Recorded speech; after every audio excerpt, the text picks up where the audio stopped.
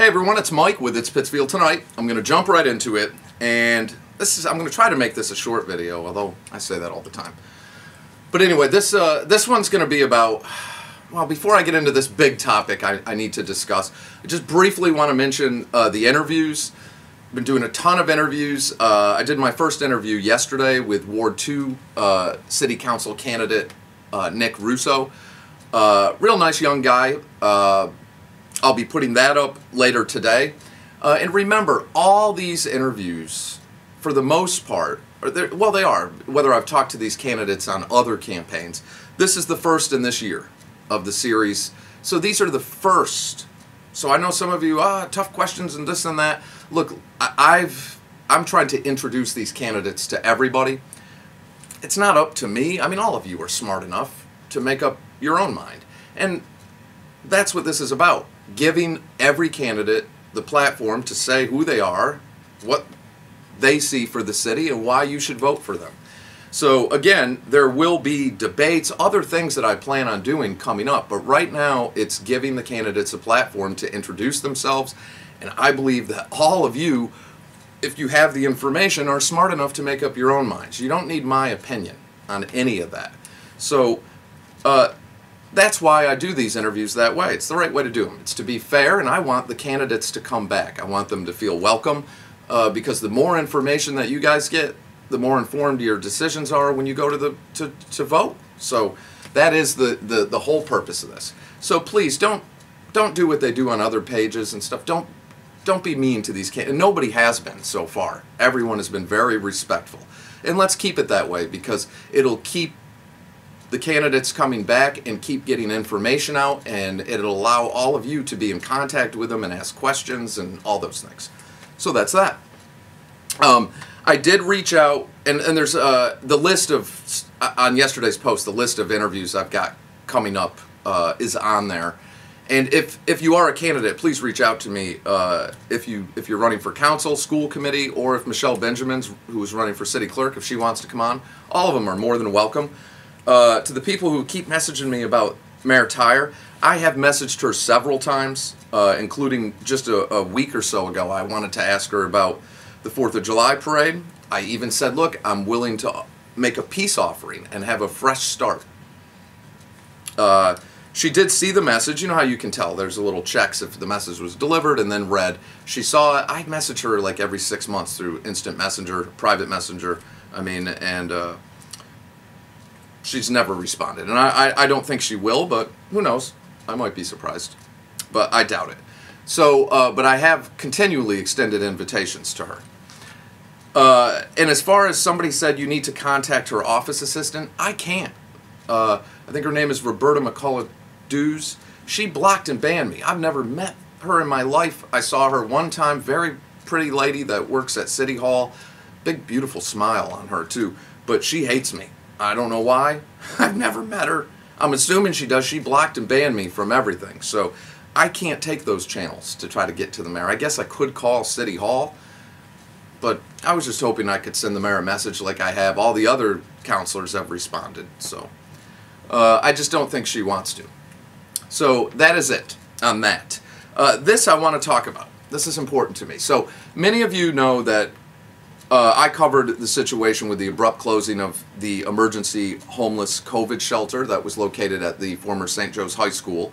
And last July, Servicenet, who is contracted with the city, who operates that, abruptly closed it. It triggered that whole disaster we've had at Springside Park, which is really still ongoing. There's still people in there. That situation has never been resolved. The city has completely failed on that. So look, that started getting very combative. So I said, all right, the mayor came out, said Servicenet was the professionals. Servicenet said they were the professionals, that this was just bad things being spread around, misinformation. You know, when I said, look, this is a company that brings in $70 to $80 million a year in revenue, which is true. They are, you know, today's modern nonprofit that has huge, high-paying salaried positions with pensions. You know, a lot of people making between $100,000 and $200,000 a year with benefits and pensions and the whole deal. And that's why I'm against all these big companies. I think the private industry for treatment and sheltering has become very competitive, and it's improved the quality of that throughout the country. These big multi-million dollar non-profits, So anyway, I decided I would let that simmer for a while and give everyone the benefit of the doubt. The mayor said they were professionals, they said they were the professionals, and they said it was misinformation. So now I want to know. We're coming into getting ready soon to start a new fiscal year. I want to know then. Let's look at data. How many, as our service, contracted as our service provider for Pittsfield, how many people did Servicenet assist into substance and mental health treatment? How many people did Servicenet assist into housing or temporary housing until, temporary supportive housing until they can transition? Or how many people did they assist into permanent housing? The big one, though, is how many people did they assist into substance abuse treatment and mental health treatment? And then how many people did they assist into employment? And then how many people did they shelter? Let's just look at the data, because I want to know that, and then I would like to know, and I'm sure the public would, what happened with the investigation that was brought up at the city council, accusations of acts of soliciting prostitution between Servicenet employees and guests of the shelter. That those were serious accusations that were brought out at the city council meeting, and we were told that the police and the Attorney General's office would be investigating. Where is that? So I want to know, and I'm sure the community does, let's look at that data. If they are the professionals, I'm assuming they assisted, especially with the horrible increase in opioid deaths and opioid addiction. I mean, we're having a massive problem with that, massive problem in this country, but locally we're having, because of this pandemic, that has skyrocketed back to where it was at its worst. So I want to know. Servicenet is an organization that pulls down over $70 million a year in revenue. They're a big nonprofit. Let's just look at the data. I'll give them the benefit of the doubt. So I'm assuming they assisted people in a treatment. Is it worth it? Or do we need to look at getting another provider in here? And I made calls throughout the country. There's tons of providers that would love to pick up this contract. And it's a very competitive industry. What the city needs to do, especially with this windfall of $34 million we just got in, and that's a whole nother topic, but what the city needs to do is build its own building for sheltering, and then contract somebody to operate it. That way, if that contractor fails us, we can get rid of them and bring a new contractor in, and we own the facility. There's the answer. It's a simple answer.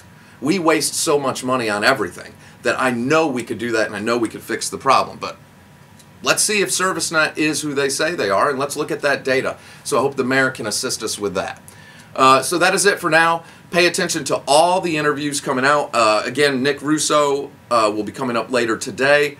Earl Persip, City Council President Peter Marchetti, City Council Vice President Pete White, Ward 5 Councilor Patrick Cavey, Ward 7 Councilor Tony Mafuccio, at-large candidate Craig Benoit, and then if you haven't, check out the ones with at-large Councilor Yuki Cohen. Those are already posted. Kevin Sherman, Brandon Maurer, and Karen Kalinowski. And Brandon I've been in touch with, and he'll be coming back. So that's it on all that. So, and don't worry about the views. I'm going to start boosting soon, and everything will be all good. It's just, that's Facebook. Facebook's system is what it is. Yeah. All right, so I'll catch y'all probably tomorrow.